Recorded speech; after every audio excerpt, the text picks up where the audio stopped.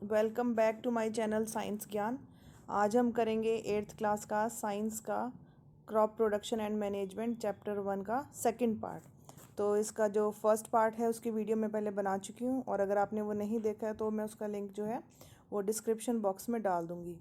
Okay, सो आज हम यहाँ से कंटिन्यू करते हैं, adding manure and fertilisers.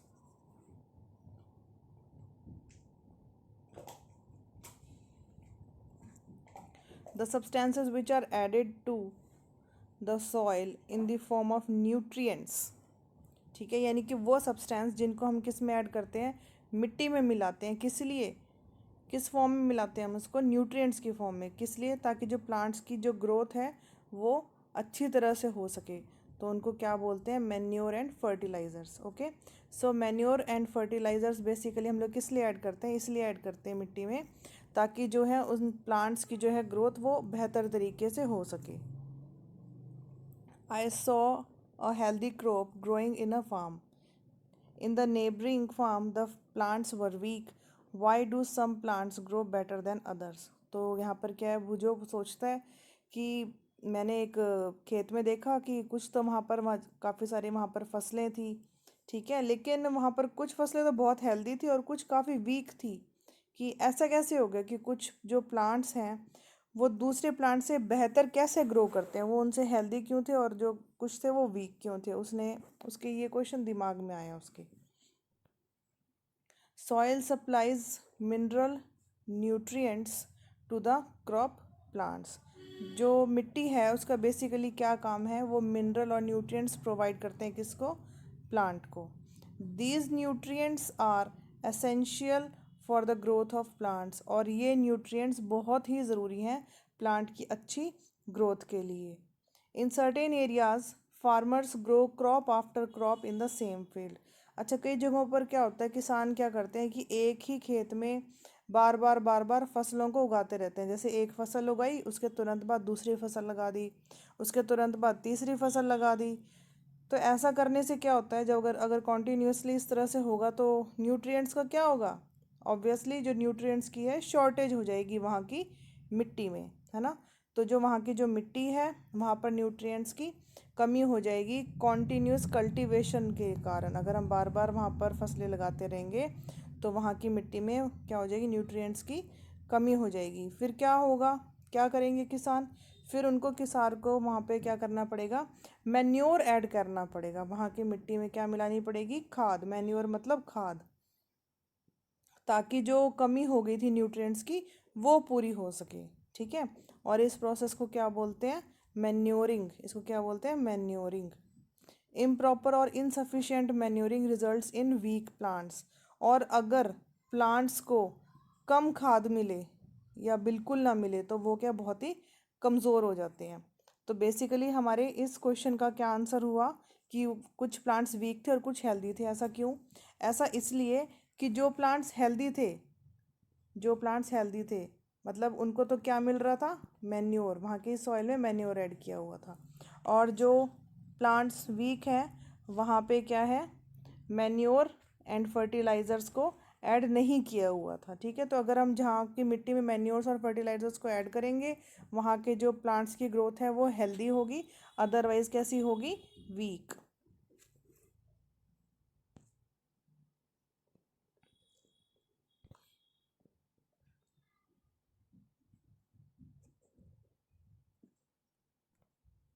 Manure is an organic substance obtained from the decomposition of plant or animal waste। अच्छा, अब यहाँ से क्या है, यहाँ से हमारी डेफिनेशन स्टार्ट हो जाती है किसकी, मैन्योर की। मैन्योर मतलब खाद, ठीक है। तो मैन्योर बेसिकली क्या है, ऑर्गेनिक। ऑर्गेनिक मतलब जैविक, ठीक है। मैन्योर कैसी है, ऑर्गेनिक फर्स्ट ऑफ ऑल, यानी कि ये केमिकल से नहीं बनी हुई, ये जैविक है, ये नेचुरल तरीके से बनी हुई है, ठीक है। और ये किससे बनता है, डीकम्पोजिशन ऑफ प्लांट्स और एनिमल वेस्ट। यानी कि जो प्लांट डेड हो जाते हैं, ठीक है, उनसे, और साथ में जो एनिमल्स का वेस्ट होता है जिसको हम बोलते हैं, क्या बोलते हैं उसको, गोबर भी बोल सकते हैं, ठीक है। तो उनको एनिमल डंग भी बोल सकते हैं उसको। तो उनसे क्या बनाई जाती है, खाद बनाई जाती है।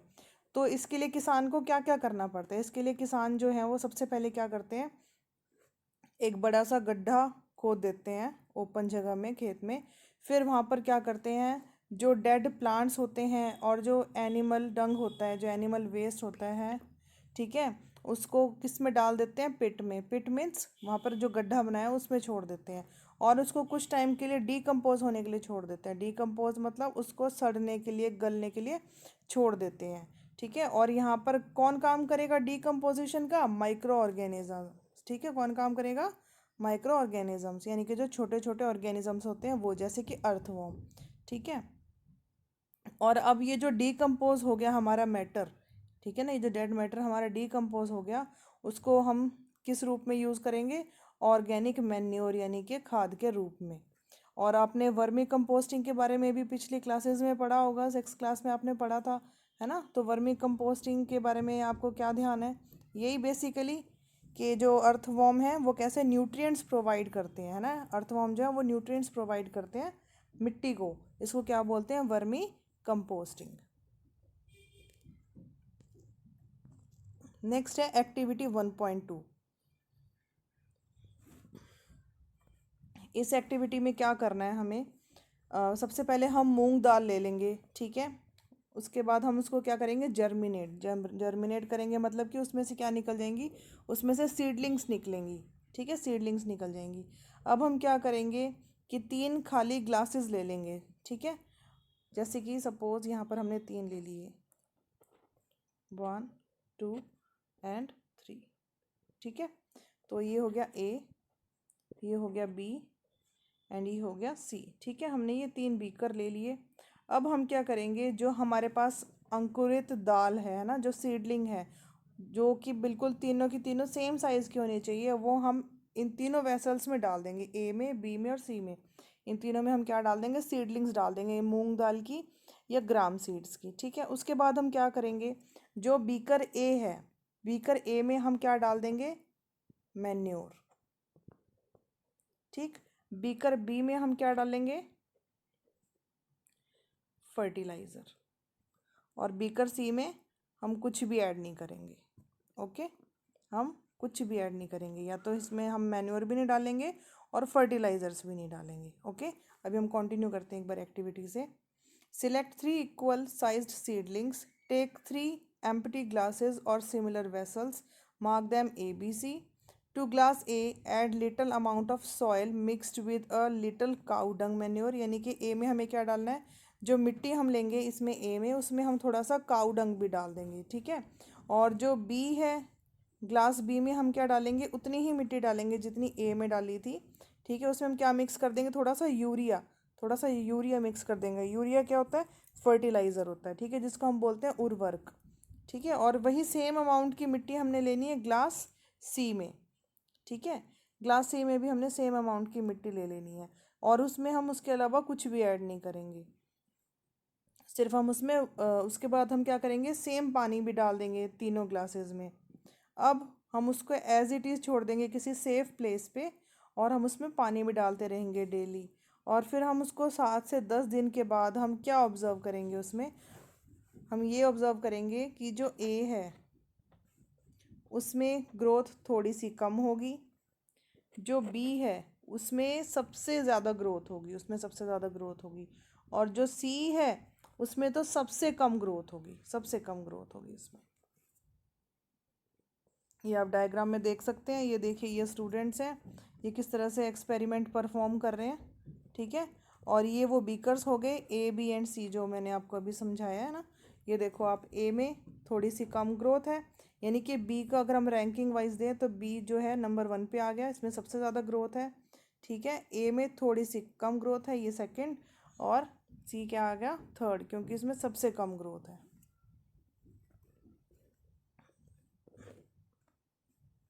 Did plants in all the glasses grow at the same pace, ये क्या बोल रहे हैं कि जो प्लांट्स हैं तीनों ग्लासेस में, उनकी बढ़ने की स्पीड क्या सेम होगी, सेम पेस, मतलब पेस का मतलब होता है स्पीड। तो आंसर क्या होगा, no. Which glass showed better growth of plants, ये बोल रहे हैं कि कौन से ग्लास में बेटर ग्रोथ दिखाई देगी और कौन से ग्लास में सबसे फास्टेस्ट ग्रोथ दिखाई देगी। तो आंसर मैंने आपको बता दिया कि किस में दिखाई देगी, बी में सबसे ज़्यादा दिखाई देगी, क्योंकि बी में हमने फर्टिलाइज़र्स ऐड किए हैं।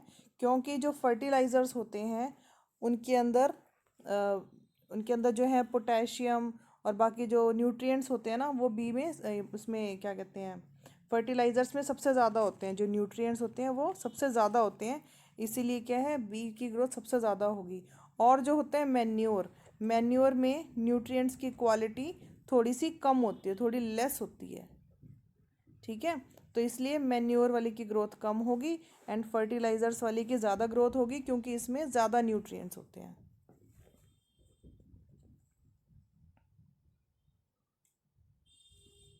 अब हम नेक्स्ट करेंगे फर्टिलाइजर्स।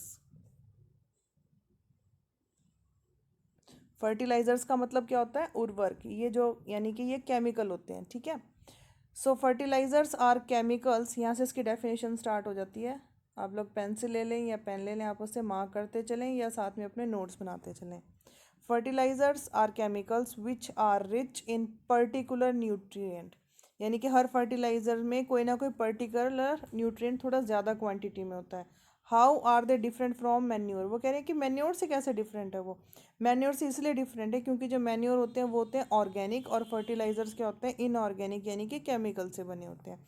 और जो है मैन्योर वो किससे, वो नेचुरली बने होते हैं। Fertilizers are produced in factories, ठीक है, फर्टिलाइजर्स कहाँ बनते हैं, फैक्ट्रीज में। और मैन्योर कहाँ बनाई जाती है, वो किसान अपने घर में या खेत में बना लेते हैं। सम एग्जाम्पल्स ऑफ फर्टिलाइजर्स, अब देखो फर्टिलाइजर्स के एग्जाम्पल क्या क्या है, urea, ammonium sulphate, super phosphate, potash, NPK. NPK की फुल फॉर्म भी पूछ सकते हैं आपसे एग्जाम में। एनपीके की फुल फॉर्म क्या है, N for nitrogen, P for phosphorus and K for potassium, ये इसका सिंबल हो गया। The use of fertilizers has helped farmers to get better yield of crops such as wheat, paddy and maize. अब इसमें क्या लिखा हुआ है कि जो फर्टिलाइजर्स का यूज़ है उससे किसानों को बहुत फ़ायदा हो रहा है। क्यों, क्योंकि उनकी जो पैदावार है, जो यील्ड मतलब जो पैदावार है उनकी खेतों की, वो इंक्रीज़ हो रही है। जैसे कि गेहूँ, धान और मक्की। ठीक है, वीट गेहूँ, पैडी मीन्स धान एंड मेज मतलब मक्की।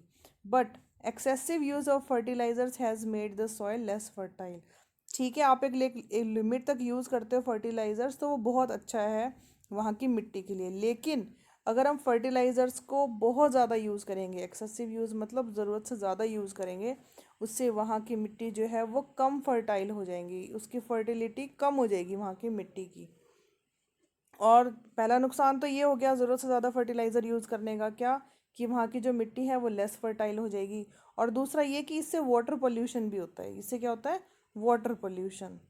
तो इसलिए अगर हमें मेंटेन करनी है मिट्टी की फर्टिलिटी को, तो हमें क्या करना पड़ता है, दूसरा सब्स्टिट्यूट क्या है, हमें उसमें खाद मिलानी पड़ती है। जब वहाँ की मिट्टी की कहीं की अगर फर्टिलिटी कम हो जाए तो हमें क्या करना पड़ता है, हमें वहाँ की मिट्टी में मैन्योर मिलानी पड़ती है। या फिर दूसरा तरीका ये है कि हम वहाँ के खेत को कुछ टाइम के लिए अनकल्टिवेटेड छोड़ दें, लीव द फील्ड अनकल्टिवेटेड, या अनकल्टिवेटेड को बोलते हैं फैलो, यानी कि उसको खाली छोड़ दें। जैसे कि एक फसल हमने पैदा करी, उसके बाद फिर उसको कुछ टाइम के लिए खाली छोड़ दिया। ठीक है, उस दौरान क्या होगा, वहाँ की जो क्वालिटी है मिट्टी की वो दोबारा पहली जैसे इम्प्रूव होने लगेगी।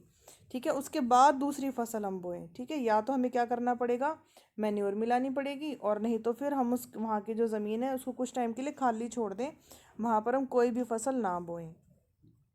Use of manure improves soil texture as well as its water retaining capacity. अगर आपसे एग्ज़ाम में पूछ लिया जाए कि मैन्योर यूज़ करने का क्या फ़ायदा है, तो आप उसमें क्या बताएंगे कि वो वहाँ की मिट्टी का टेक्सचर, यानी कि जो मिट्टी की बनावट है उसको वापस इम्प्रूव कर देता है, और उसकी पानी को सोखने की जो क्षमता है, वाटर रिटेनिंग कैपेसिटी मतलब पानी को जो होल्ड करने की कैपेसिटी है, उसको भी इम्प्रूव कर देता है।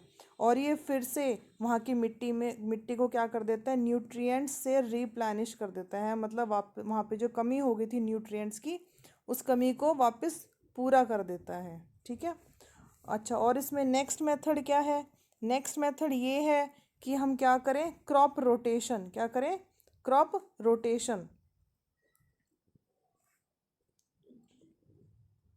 अच्छा, क्रॉप रोटेशन क्या है, ये कहाँ पर होती है? हमारे जैसे पहले भी हमारे देश में काफ़ी जगह देखी गई है crop rotation. This can be done by growing different crops alternately. इसमें बेसिकली क्या होता है क्रॉप रोटेशन में, कि जैसे पहले हमने एक बार तो खेत में बो दी कौन सी फसल, वीट, ठीक है। फिर नेक्स्ट टाइम वीट नहीं बोनी हमने, अब नेक्स्ट टाइम क्या करेंगे, जैसे कि कोई भी लेग्यूमिनस प्लांट्स लगा दिए वहाँ पे, लेग्यूमिनस प्लांट्स लगा दिए, ठीक है, यानी कि हमने क्या लगा दी वहाँ पे, फलियाँ लगा दी, ठीक है। जैसे पीज होती हैं, मटर हो गई, दालें हो गई, है ना, तो ये सब क्या होगी, लेग्यूमिनस प्लांट्स हो गए जो फली वाले होते हैं ना, जैसे मटर है, दालें हैं। तो पहले हमने वीट लगाई और नेक्स्ट टाइम हमने क्या लगा दिया वहाँ पे, लेग्यूमिनस प्लांट्स लगा दिए, ठीक है। अब उससे क्या होगा, क्योंकि जब हमने वीट लगाई थी तो वहाँ की मिट्टी में अब न्यूट्रिएंट्स की कमी हो जाएगी।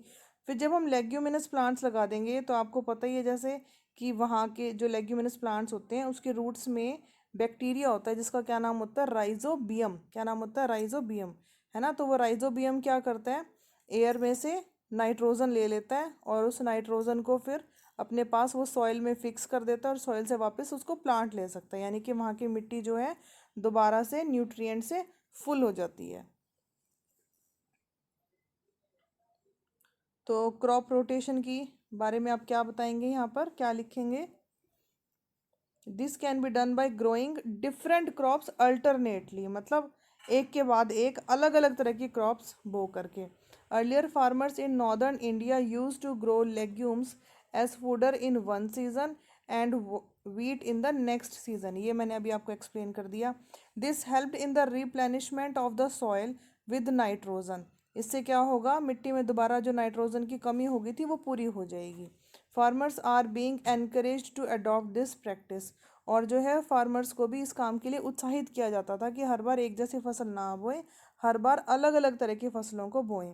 इन the previous classes you have learned about rhizobium bacteria, वो मैंने अभी आपको बता दिया ना राइजोबियम बैक्टीरिया के बारे में। These are present in the nodules, root nodules of roots of the leguminous plants, ये मैंने अभी आपको बता दिया। They fix atmospheric nitrogen, ठीक है। सपोज कर लीजिए ये हमारी सॉइल होगी, ये यहाँ पर रूट्स होगी, तो रूट्स में यहाँ पर ये हो गए रूट नोड्यूल्स, ठीक है, रूट नोड्यूल्स। तो यहाँ पर कौन से बैक्टीरिया रहते हैं, राइजोबियम। तो ये राइजोबियम क्या करते हैं, एटमॉस्फेयर से नाइट्रोजन लेते हैं और इसमें सॉइल में फिक्स कर देते हैं, इस सॉइल में, ठीक है। तो सॉइल से वापस कौन यूज़ कर लेते हैं इसको, प्लांट यूज़ कर लेते हैं, ओके। ये हम पिछले क्लासेस में हम लोग ये तो पढ़ ही चुके हैं पहले ही। अब नेक्स्ट हम करेंगे difference between fertilizers and manure.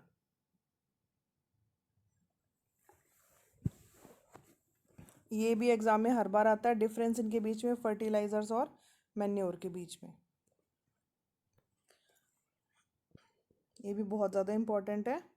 So first one difference is, fertiliser कैसा है, वो मैन मेड, क्या है, is a man made inorganic salt, ठीक है, इंसान का बनाया हुआ, यानी कि ऑर्गेनिक नहीं है, ये इनऑर्गेनिक है, यानी कि केमिकल वाला सॉल्ट है। और जो मैन्योर है वो कैसे बनाया है, डीकम्पोजिशन ऑफ कैटल डंग, ठीक है, जो एनिमल का डंग है, एनिमल वेस्ट है, उसके डीकम्पोजिशन से बना है, साथ में प्लांट्स के रेसिड्यूज से, ठीक है, जो डेड प्लांट रिमेन्स होते हैं उससे बना है। ये तो है नेचुरल मैन्योर, और ये कैसा है, इनऑर्गेनिक, मतलब ये नेचुरल नहीं है, ये केमिकल वाला है। फर्टिलाइजर्स कहाँ बनते हैं, फैक्ट्रीज में, और मैन्योर कहाँ, खेतों में बन सकते हैं। फिर फर्टिलाइजर्स जो है वो किसी भी तरह का ह्यूमस प्रोवाइड नहीं करते मिट्टी को, ठीक है, किसी भी तरह का ह्यूमस प्रोवाइड नहीं करते। और जो मैन्योर है वो बहुत सारा ह्यूमस प्रोवाइड करते हैं, ठीक है। ह्यूमस मतलब जो वहाँ की जो मिट्टी है उसको नमी नमी देते हैं, जो फर्टिलाइजर्स होते हैं वहाँ की मिट्टी को नमी देते हैं, ठीक है। मतलब कि जो डेड डिकेइंग प्लांट्स हैं, तो वो तो क्या है, ह्यूमस प्रोवाइड कर देते हैं सॉइल को, है ना, जो मैन्योर में होते हैं वो वहाँ के प्लांट्स को नमी प्रोवाइड करते हैं, जो डेड डिकेइंग प्लांट्स होते हैं ना, तो उसको क्या बोलते हैं, ह्यूमस। तो मैन्योर तो प्रोवाइड कर देता है बट फर्टिलाइजर्स नहीं प्रोवाइड करते। और फर्टिलाइजर्स क्या हैं, वो बहुत रिच होते हैं न्यूट्रिएंट्स में, जैसे कि नाइट्रोजन, फॉस्फोरस और पोटेशियम में, ठीक है। और जो मैन्योर है अगर हम कंपैरिजन करें फर्टिलाइज़र से तो वो थोड़े से उनसे कम रिच होते हैं प्लांट न्यूट्रिएंट्स में। ठीक है, तो ये हो गया हमारा डिफरेंस। अब हम करते हैं कि मैन्योर के क्या क्या एडवांटेजेस हैं, क्या क्या। तो जो ऑर्गेनिक मैन्योर है, जो नेचुरल मैन्योर है, उसको बेटर माना गया है फर्टिलाइज़र से। क्यों माना गया उसको बेटर? सबसे पहले तो ये कि ये वाटर होल्डिंग कैपेसिटी जो है उसको इंक्रीज़ कर देता है। ठीक है, पानी को सोखने की जो क्षमता है मिट्टी की उसको इंक्रीज़ कर देती है कौन? खाद। और सॉइल को पोरस बना देता है। पोरस मतलब जो सॉइल के अंदर छोटे छोटे होल्स होते हैं ना, ये उनकी क्वांटिटी इंक्रीज़ कर देता है। उससे क्या फ़ायदा होगा? अगर मिट्टी पोरस हो जाएगी यानी कि मिट्टी कैसी हो जाएगी? भुरभुरी हो जाएगी। ठीक है, तो उससे क्या होगा? वहाँ पे जो गैसेस का एक्सचेंज है उसमें हेल्प मिलेगी, वो ईजी हो जाएगा। साथ में इसका क्या फ़ायदा है कि जो माइक्रोब्स होते हैं, जो फ्रेंडली माइक्रोब्स होते हैं जैसे कि अर्थवॉर्म, उनके नंबर को इंक्रीज़ करने में हेल्प करती है मैन्योर। साथ में मिट्टी की जो टेक्सचर है, जो क्वालिटी है मिट्टी की, उसको भी ये इम्प्रूव कर देता है। इस वीडियो का ये पार्ट यहीं पे ख़त्म होता है। आगे का चैप्टर हम हमारे नेक्स्ट पार्ट में पढ़ेंगे। अगर आपको मेरी ये वीडियो पसंद आई हो तो लाइक करें और अपने दोस्तों के साथ शेयर करना ना भूलें और सब्सक्राइब भी ज़रूर करें। Thank you.